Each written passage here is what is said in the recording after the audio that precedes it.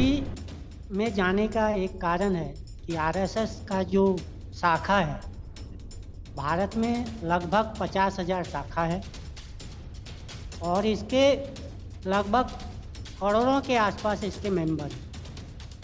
Register नहीं होने की वजह से जो पता चल रहा है कि ये मेंबरशिप तो लेते नहीं, तो संगठन का एक खर्चा तो होगा। खर्चा कहाँ से आ रहा है? ये खर्चा वैध तरीके से आ रहा है या अवैध तरीके से आ रहा है? इसके लिए हमने ईडी दिल्ली के रवि तिवारी को एक एप्लीकेशन किया। ये जो संस्था है और इसकी जो खर्चा है वो कहाँ से आता है, कहीं ये आपका धन संशोधन का मामला तो नहीं बनता है और ये जानकारी ईडी को होना चाहिए और आप इसके ऊपर कार्रवाई कीजिए। सेंट्रल गवर्नमेंट को बोलना चाहिए कि हमारी संस्था है, जैसे सीआरपीएफ है, जैसे बॉर्डर सिक्योरिटी फोर्स है, वैसे आरएसएस है। ये तो वो कहीं लाते ही नहीं। आरएसएस का ऐसा यहाँ नागपुर में ये स्थिति है कि पीछे बोल देगा कि ठीक है मैं आपके साथ में हूँ, लेकिन जब सामने की आने की बात होती तो वो बहुत से आदमी डर से पीछे हट जाते हैं। उसकी एक ऐसा टेरर है, एक दो घटना के लेके जी ऐसा टेरर है कि लोग सीधा बोलते हैं कि जान कौन देगा। नमस्कार दोस्तों, मैं अजय प्रकाश और आप देख रहे हैं जनज्वार। इस वक्त हमारे साथ ललन सिंह। ललन जी, आपका जनज्वार में स्वागत है। हमारा पाठक दर्शक आपको जानता है कि आप आरएसएस को लेकर एक आरटीआई दाखिल किया था। आपने जानकारी मांगी थी कि आरएसएस को लेकर क्या आर्थिक स्थितियां हैं। अब ईडी के पास जब आप गए हैं तो उसका क्या जवाब हुआ है, आपको क्या जवाब मिला है? देखिए, सर्वप्रथम तो मैं आपको, आपके जनज्वार ये को शुक्रिया अदा करता हूं कि आप सही आवाज़ लोगों तक पहुंचा रहे हैं। नहीं तो आज के माहौल में तो सही आवाज़ को दबाया जा रहा है। ईडी में जाने का एक कारण है कि आरएसएस का जो शाखा है, भारत में लगभग 50,000 शाखा है और इसके लगभग करोड़ों के आसपास इसके मेंबर हैं। रजिस्टर नहीं होने की वजह से जो पता चल रहा है कि ये मेंबरशिप तो लेते नहीं, तो संगठन का एक खर्चा तो होगा। खर्चा कहाँ से आता है? ये खर्चा वैध तरीके से आ रहा है या अवैध तरीके से आ रहा है? इसके लिए हमने ईडी दिल्ली के रवि तिवारी को एक एप्लीकेशन किया कि ये जो संस्था है और इसकी जो खर्चा है वो कहाँ से आता है, कहीं ये आपका धन संशोधन का मामला तो नहीं बनता है और ये जानकारी ईडी को होना चाहिए और आप इसके ऊपर कार्रवाई कीजिए। ये इनका इनकम, सोर्स ऑफ इनकम कहाँ से है। वो देने के बाद उधर से कोई रिप्लाई नहीं आया। फिर हमने माहिती डाला कि हमने ये जो एप्लीकेशन किया है इस पर विभाग ने क्या कार्रवाई की है। तो दिल्ली के माहिती अधिकारी ने बम्बई को भेज दिया कि ये आपके क्षेत्र में है, इसलिए आप इसको जानकारी दीजिए। साथ ही उन्होंने उस लेटर में स्पष्ट रूप से लिखा है कि अगर कहीं ये दूसरे भी ये करा तो आप इस लेटर को हस्तांतरित कार्रवाई के लिए कीजिए। बम्बई के तरफ से हमको लेटर आया कि 24/4 के माध्यम से, आरटीआई के 24/4 जो कानून है उसके माध्यम से आपको जानकारी नहीं दी जा सकती है। 24/4 एक ऐसा हथियार बना लिया आज के प्रशासन ने, उसको आरएसएस को बचाने का, यानी 24/4 का पूरा वो दुरुपयोग कर रहे हैं। 24/4 में कुछ ऐसे 25 ऐसे संस्था है, अगर आप कहेंगे तो मैं उसका नाम रखना चाहूंगा कि कौन कौन संस्था है जिसकी वो जानकारी नहीं दे सकते। शेड्यूल है सेंट्रल गवर्नमेंट का, तो उनका है, पहला है इंटेलिजेंस ब्यूरो, इसके संदर्भ में आप जानकारी मांगेंगे तो आपको नहीं देंगे। दूसरा है research analysis wings and cabinet secretariat, इसकी भी नहीं मिलेगी। डायरेक्टर ऑफ रेवेन्यू इंटेलिजेंस, इसके भी नहीं मिलेगी। उसके बाद aviation research centre, border security force, CRPF, उसके बाद इंडो ताइवान, इस तरह के 25 जो सेंट्रल का सरकारी विभाग है उसके बारे में बोल रहे हैं कि हम जानकारी इसका आप नहीं मांग सकते, नहीं मिलेगा। लेकिन इसमें भी एक चीज दिया है कि अगर इसमें कहीं मानव अधिकारों का हनन हो रहा हो या कहीं गबन भ्रष्टाचार हो रहा हो या मामला अगर जनहित से जुड़ा है तो आप दे सकते हैं। हमने आरएसएस जो है जिसको ये रोक रहे हैं, जानकारी देने से मना कर रहे हैं, वो तो कोई सरकारी संस्था ही नहीं है।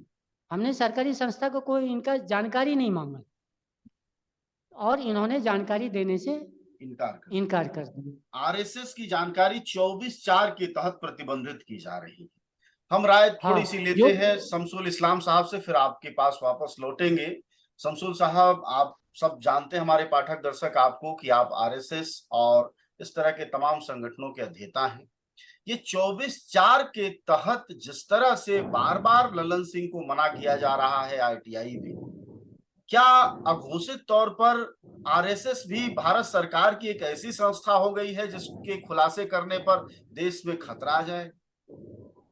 ललन जी, बहुत आपका धन्यवाद मैं करता हूं, बहुत शुक्रगुजार हूं। ये देश आपका ऋणी रहेगा हमेशा कि आप ये सारे सवाल उठा रहे हैं जो बदकिस्मती से आरएसएस से लड़ने वालों ने नहीं उठाए कभी भी।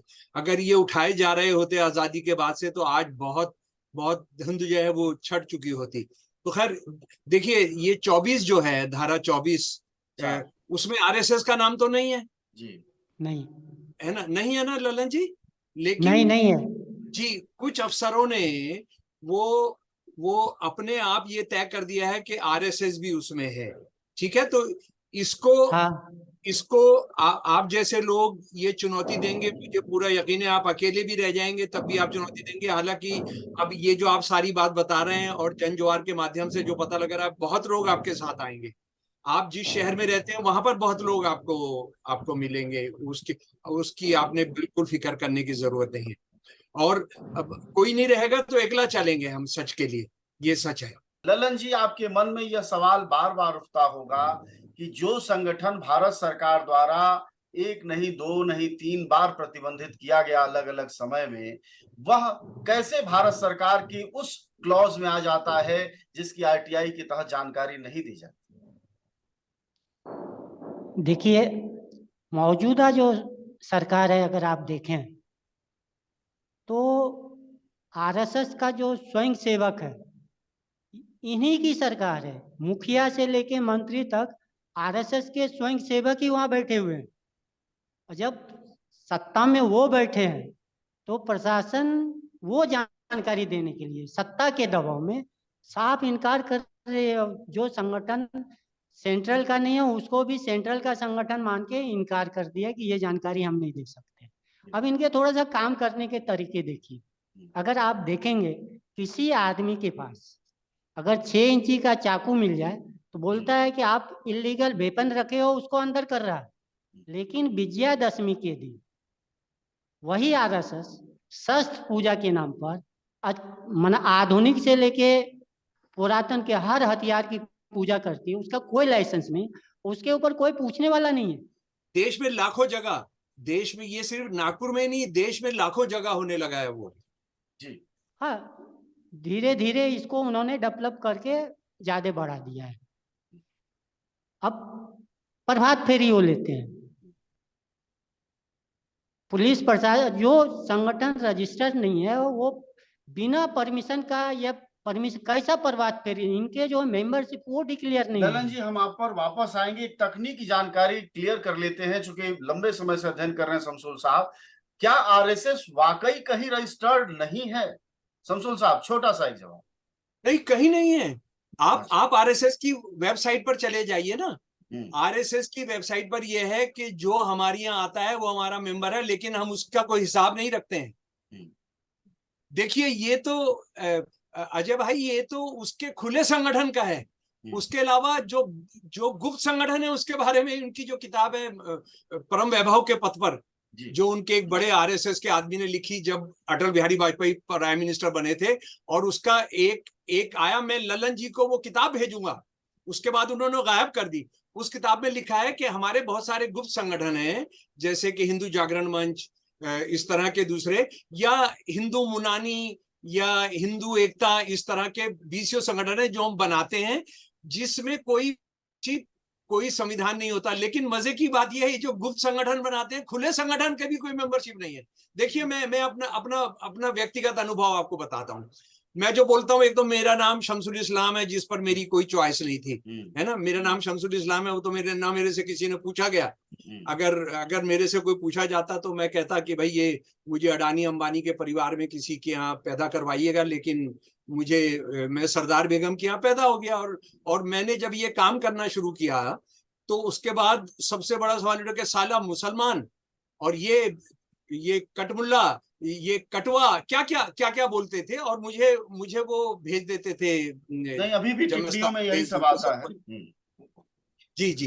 तो वो जो है वो भेज देते थे, ये नोटिस आ जाते थे मुझे, मतलब आरएसएस का कोई वकील है, कोई ये है, कोई वो है, तो सारे देश से आते रहते थे। तो मेरे दोस्त वकील हैं, मैं उनका एहसानमंद हूँ। प्रशांत भूषण जी हैं, प्रशांत हुसैन है, अपना एनडी पंचोली जी जो हैं। तो मैं क्या करता था कि वो आते थे कि आपने आरएसएस की बहुत बेइज्जती कर दी, उसका अपमान कर दिया। तो मेरी जो किताब है आरएसएस को पहचाने, ये आरएसएस, ये सिर्फ उनके दस्तावेजों पर आधारित है, ये देश की हर भाषा में उपलब्ध है। इसका एक कॉपी लगाकर मैं भेज देता था, और हम ये लिखते थे कि आपको मेंबरशिप नंबर क्या है आरएसएस का, वो बताइए। आपको आरएसएस का मेंबरशिप का नंबर क्या है वो बताइए, आप कौन सी कमेटी में हैं। ये झूठ है। और आप ये समझ लीजिए कि बदकिस्मती से सारी दुनिया में ये हिंदू स्वयं सेवक के नाम से काम कर रहे हैं। अपने देश में तो इन्होंने हिंदू नाम नहीं रखा है, लेकिन सारी दुनिया में जहां भारत का जो क्या कहते हैं उसको, जो विदेश मूल में रहने वाले लोग हैं, वो हिंदू हैं, मुसलमान हैं, सिख हैं, ईसाई हैं, जैन हैं, बौद्ध हैं, वहां पर ये हिंदू संगठन के तौर पर, वहां जो हमारा डायस्पोरा जिसको हम कहते हैं, उनको बांट रहे हैं, आपस में दंगे हो रहे हैं, झगड़े हो रहे हैं। ये इतना क्रिमिनल काम कर रहे हैं देश के अंदर और देश के बाहर भी। और ये जी लल्लन जी को ये बात जानना जरूरी है, क्योंकि मोदी साहब 2013 में कह चुके हैं कि मैं हिंदू राष्ट्रवादी हूं, मैं आरएसएस से जुड़ा हूं।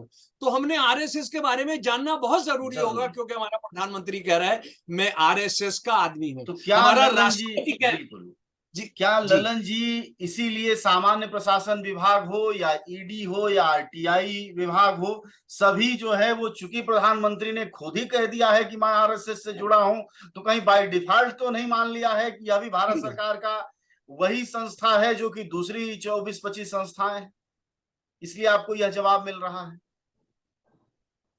तो वो डिक्लेयर होना चाहिए ना। हाँ, एक महत्वपूर्ण बात, डिक्लेयर होना चाहिए। सेंट्रल गवर्नमेंट को बोलना चाहिए कि हमारी संस्था है, जैसे सीआरपीएफ है, जैसे बॉर्डर सिक्योरिटी फोर्स है, वैसे आरएसएस है। ये तो वो कहीं लाते ही नहीं। वो तो आरएसएस, मैं जब आरटीआई लगाया था चैरिटी कमिश्नर के पास, प्रथम अपील किया, तो वो अधिकारी बोले कि आरएसएस का रजिस्ट्रेशन नहीं है, क्या आप बोलते हो? अच्छा, उस अधिकारी को ही नहीं पता था? हाँ, ये आपने नागपुर लगाया था, नागपुर लगाया था आपने? हाँ, नागपुर में। हालांकि वहां पर देवरस और राजेंद्र सिंह ने एक अंडरटेकिंग दी हुई है कि हमारा चैरिटी का काम है, और वो डीआर गोयल जी ने उसको ओपन किया था। जी, खैर, चैरिटी अधिकारी जी उन्होंने ये दिया है कि 1925 से लेकर इस संस्था का कोई भी कागज चैरिटी ऑफिस में नहीं है। कि जब चैरिटी अधिकारी के पास आप गए तो उसने क्या जवाब दिया? उन्होंने वो जो माहिती अधिकारी का जवाब था उसी को कंफर्म कर दिए। हमने जो मांगा कि इसका रजिस्ट्रेशन है या नहीं है, उसको बोला नहीं है। जब उन्होंने जो जवाब दिया वो कंफर्म है कि हमारे पास कोई कागज नहीं है, आपको जो चाहिए आप वो डॉक्यूमेंट्स का आधार नंबर देके या डेट देके या साल देके बताओ। अब बताइए 1948 में वो क्या था, हम कहाँ से लाएंगे? अवेलेबल ही नहीं है। ये लिखित में दिया है उन्होंने? हाँ, लिखित में। बहुत खूब।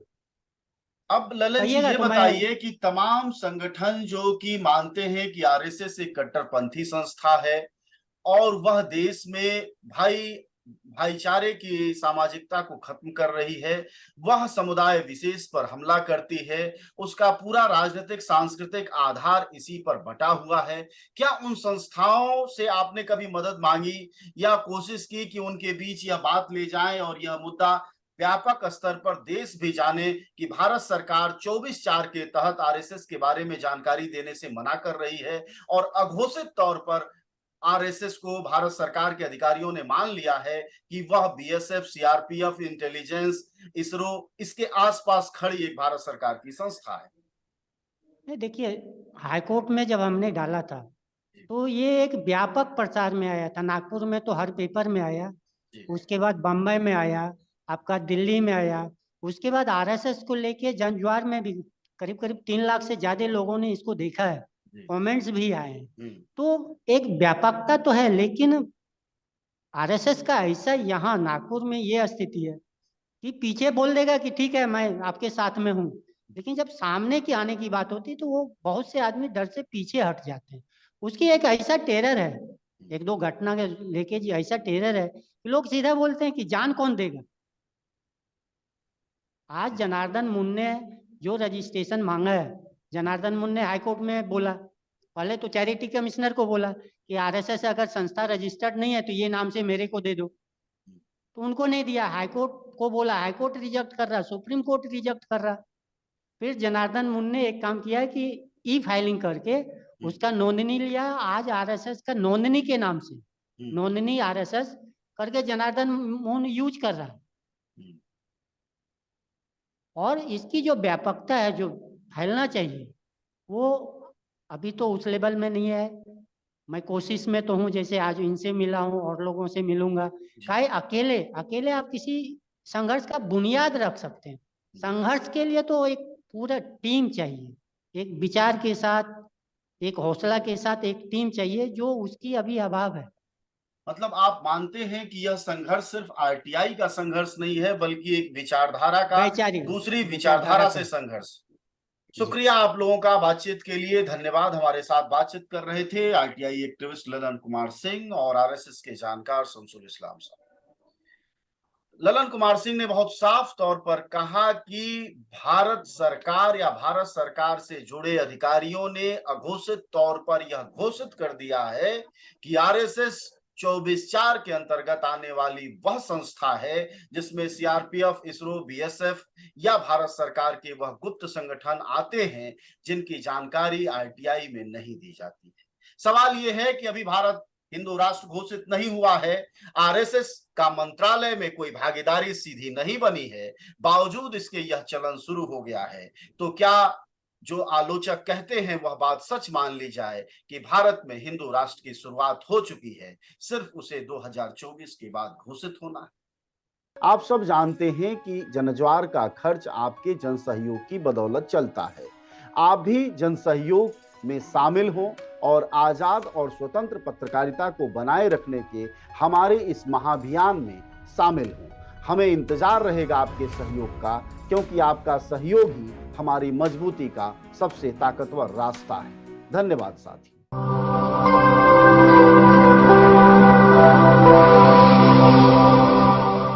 जनज्वार, जनता की मीडिया।